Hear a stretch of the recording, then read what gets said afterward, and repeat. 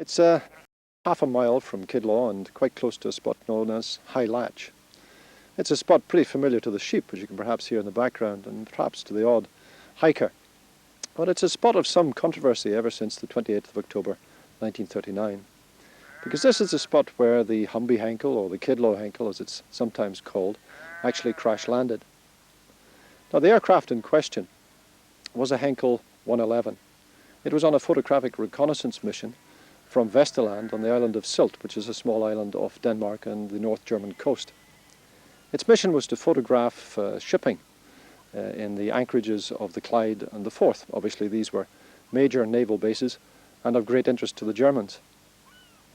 On returning from photographing the Clyde, the Henkel was fired on by the naval gunners on board the ships in the Forth, and the puffs of smoke attracted the attention of some patrols of Spitfires from 602 and 603 squadrons.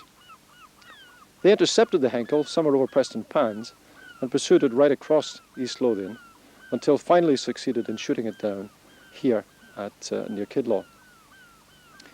The locals who got to the scene first found that two of the crew had been killed in the battle, and only the pilot and the commander of the aircraft, the navigator in the German fashion, were still alive. One's tempted to ask at this point why all this fuss about a Henkel. After all, it wasn't to be many months before many Henkels were to be found lying on crash sites throughout Britain during the Battle of Britain. Well, this particular one is extremely significant. It's firstly significant because this was the first German aircraft to be shot down on mainland Britain. Secondly, and perhaps more significantly in the long run, it provided the radio expert, Professor R.V. Jones, with actual physical proof that the Germans were using a brand new navigational aid.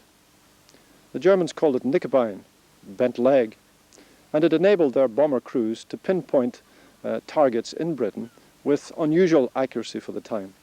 Margaret, what age were you when this event actually took place? Well, I was 11, almost 12, and it was a Saturday morning, and we were all down in the Bleachfield, the play park at Gifford, when we heard machine guns, and the next thing, a huge black plane came right overhead, followed by, well, harassed by 3 fighters, and of course we all just stood and looked. We never thought to take cover.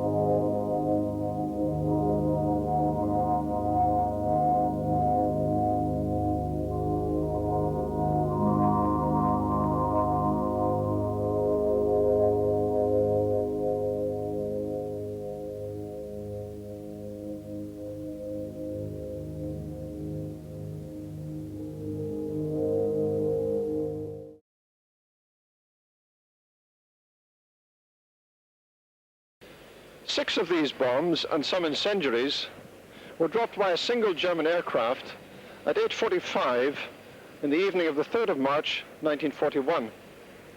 They were dropped here in Haddington. The first in the stick of 6 landed just round the corner at Pringle's furniture shop, narrowly missing the New County Cinema just behind me.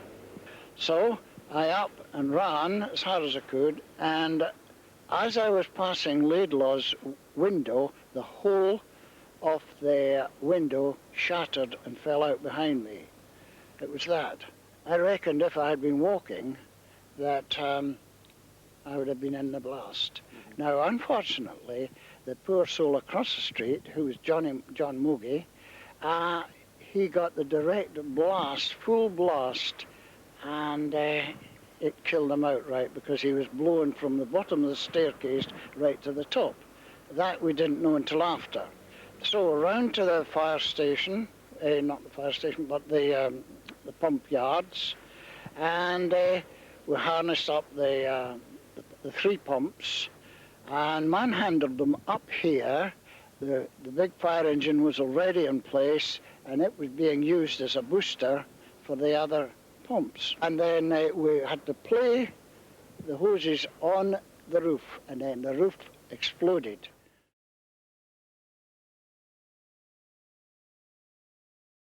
We had some laughs too. I mean, as I said, coming up one day with the horse coming up from the town, and this dispatch rider came down to meet, and he said, "You'll have to stop."